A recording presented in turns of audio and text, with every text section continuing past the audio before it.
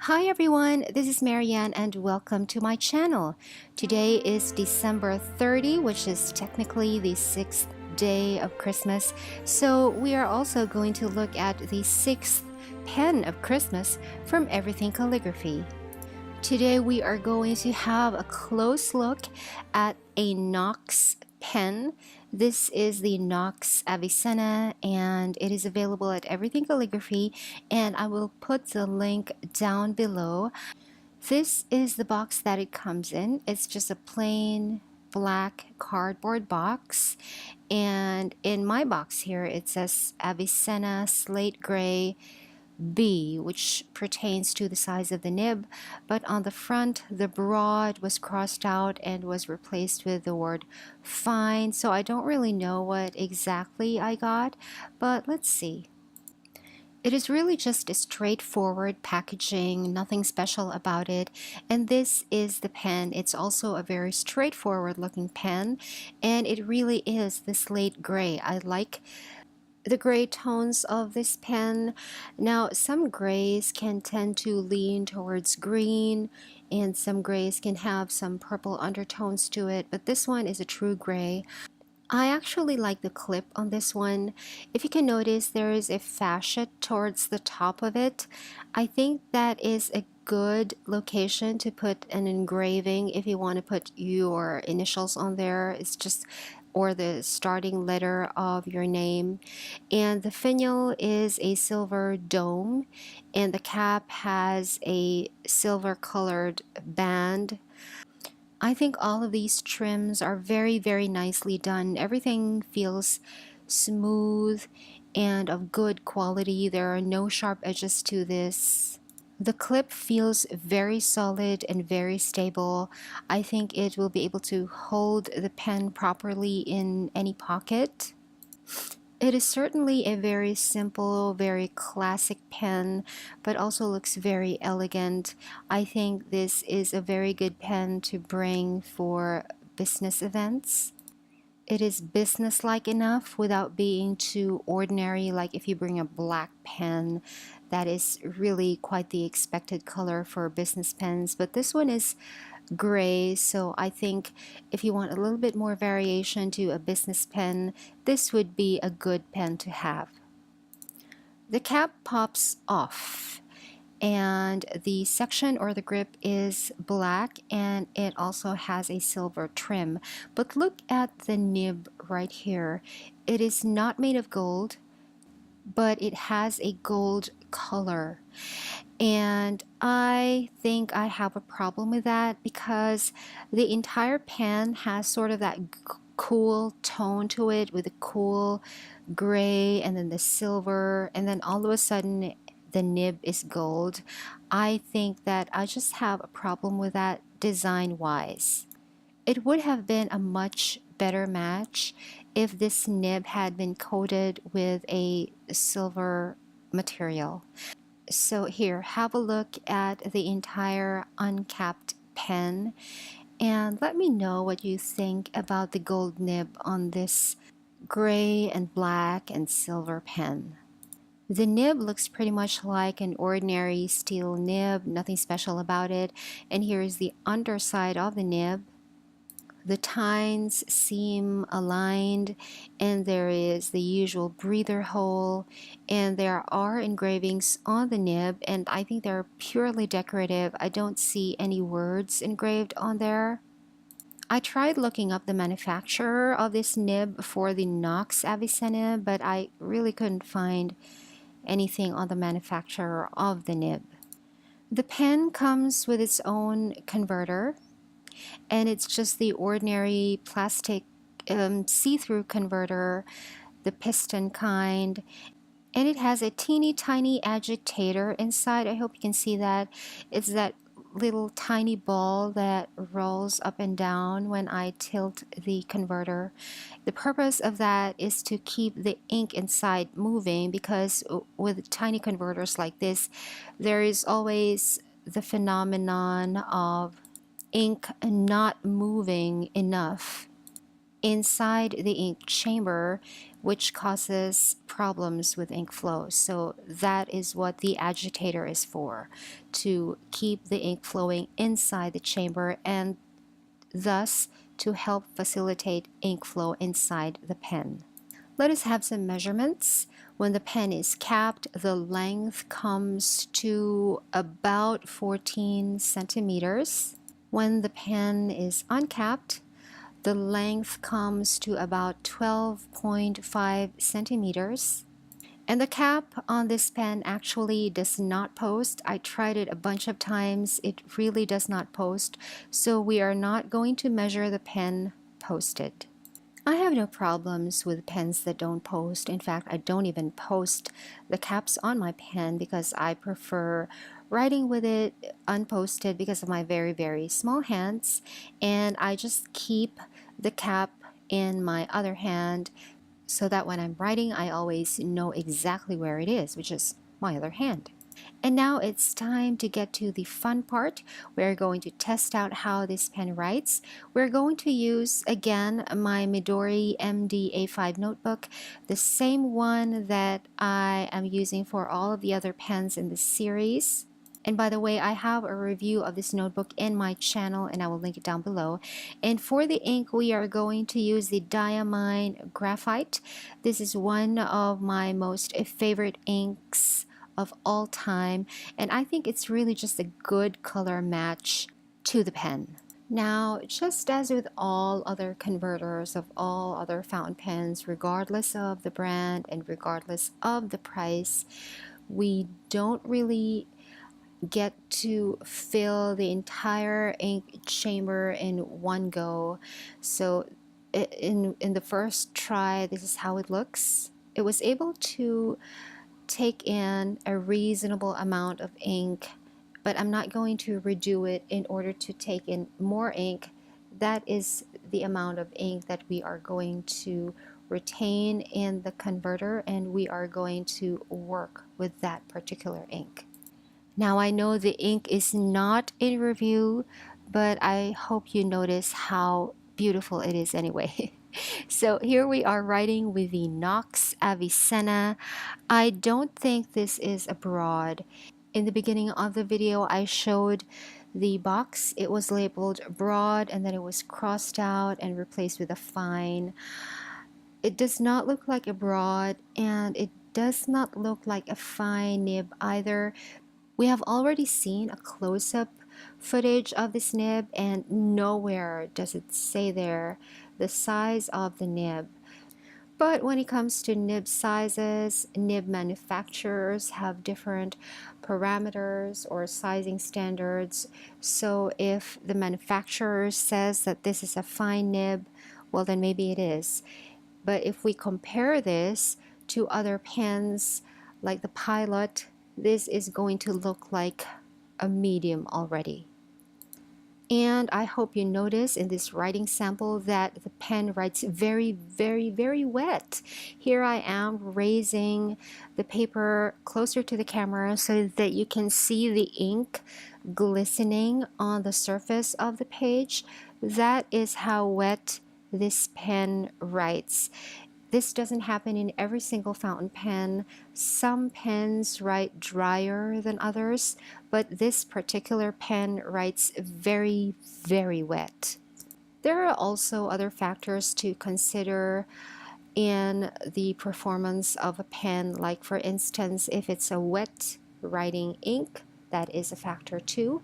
And in my experience of Diamine, it is not exactly the most free-flowing ink, and neither is it the most saturated ink. It pretty much flows in between. So the fact that the Diamine Graphite writes very wetly with this pen makes me conclude that this pen is a very, very wet writer. Now imagine how this pen would write if we use an extremely wet writing ink, like a Waterman, for instance. The reason why I like wet writing pens is that it allows for shading in inks. Like for instance, because more ink pools on the paper in certain strokes of the handwriting, when the ink dries, that part of the stroke in which more ink is deposited tends to be darker than in other strokes, and that's what we call shading. And we achieve that with wet writing pens and with wet writing inks. And it's definitely present in this particular pen. It is very, very nice. I think in this particular camera angle, you can see very clearly how wet the pen writes because the ink glistens so much on the surface of the paper, and it takes a while to dry. And that's another consideration if you prefer wet writers, pens, and inks. It takes a little bit more time to dry, and so you can't turn the page over right away, and you can't run your hands over the page right away because if you do, the ink is going to smear. But that has always been something that I was willing to deal with because the shading on fountain pen writing is something that I consider to be very, very beautiful. So if it requires me to wait a little bit longer for the ink to dry on the page, then that's perfectly fine with me. I usually use wet pens for journaling anyway, not for writing in my planners. So I use my wet pens when I'm not in a hurry, and for use in my planner, I use the drier writing pen, so it works out. Here you can see once again my lopsided figures of 8 because I was trying to see if the nib of this pen would flex, and it does, but not so much. It is not a flex pen, and if a nib is not a flex nib, you cannot flex it very much because if you do, you can spring it and it's gonna break. But this nib shows reasonable amount of springiness, so that in this second row of figures of 8, you can see that the downstrokes are thicker than the upstrokes because the downstroke is where I put in a little bit more pressure on the pen to check if it would flex a little bit. And I was actually surprised about that. This is not a flex pen, but it showed reasonable line variation anyway. Just make sure that you don't press down too much, trying to make it flex more than it should.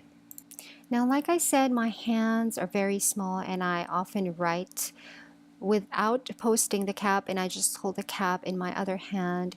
And this pen is actually very light because the body and the pen and the grip is made of plastic. So if you prefer lightweight pens, this is a good pen to have. But as for me, I don't really have any problems with either lightweight pens or heavy pens. So in my case, it doesn't really matter. Just to demonstrate the effect of very wet writers, it takes a long time for the ink to dry. So here I thought the ink was already dry, but it wasn't, so I smudged it with my finger. If you hate that kind of thing, then a wet writer might not be for you because you might find it extremely annoying. But in my case, I'm willing to put up with it because just look at the shading that is exhibited on those lines. I think it's very, very beautiful. I like that some of the upstrokes are a little bit lighter gray and the downstrokes are a little bit darker gray. I think that is one of the quality of fountain pen writing that is not present in any kind of handwriting. I think it makes it look very, very special. So I'm willing to put up with wet writers. In fact, I prefer wet writers for this reason. So I went ahead and wrote a little bit more with this pen. It is definitely a very smooth writer and it worked perfectly straight out of the box. It did not skip at all. I didn't notice and I didn't feel any kind of flow problems with this pen. Some fountain pen nibs need a little bit of soaking in water with a few drops of dishwashing liquid because some of the manufacturing oils are still on there. I also usually test if a pen is able to write using its own weight alone. And I did that test with this pen, and as you can see, it delivered perfectly. If a pen is able to do this, it's usually a sign that there is proper ink flow in the pen. And this is actually one of the main reasons why it is easier to write with fountain pens, because we don't really need to press down on the pen with the paper, unlike with ballpoints or pencils. So I find that I can write for longer and more comfortably when using a fountain pen. All in all, I think this pen is a really good pen. It is built solidly. It seems precise enough, and I like the finish of it. I like the glossy gray and then the silver colored trim.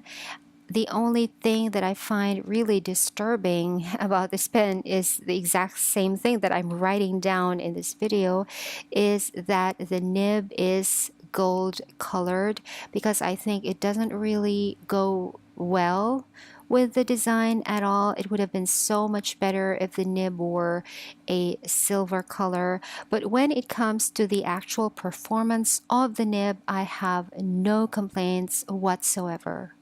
In the world of fountain pens, price is not always the indicator of quality. Some pens that are really, really expensive can write just as well as pens that are like 1,000 pesos or 700 pesos. That is why I have said in a previous video, I think, that I am not a pen snob. I do not disparage a pen just because it is very, very cheap, or if it's made by a brand that I don't really know. For me, as long as a pen performs very well in the way that I want it to perform for my own personal standards when it comes to fountain pens, I actually like that pen. And this pen falls exactly into that category. And after all of the writing has been done and over with, what we are left with is the actual written page, on which we can see the color of the ink, the degree of shading that is exhibited by the combination of the wetness of the pen and the wetness of the ink, the strokes of our handwriting that led to different line variations. And that's why I am showing you another close look at the writing that we have done with this pen. I think it's very, very beautiful. So I highly recommend this pen, and it comes at a very, very good price from the Everything Calligraphy website, and I will link it down below. Everything Calligraphy also has a mean sale going on with its other items, so make sure you check it out. Everything Calligraphy delivers to addresses in the Philippines, and it also delivers internationally. And this is my review today of the Knox Avicenna, which is pen number 6 of the 12 pens of Christmas from Everything Calligraphy. Make sure to catch me again tomorrow for pen number 7. Thank you so much for watching, everyone, and Merry Christmas!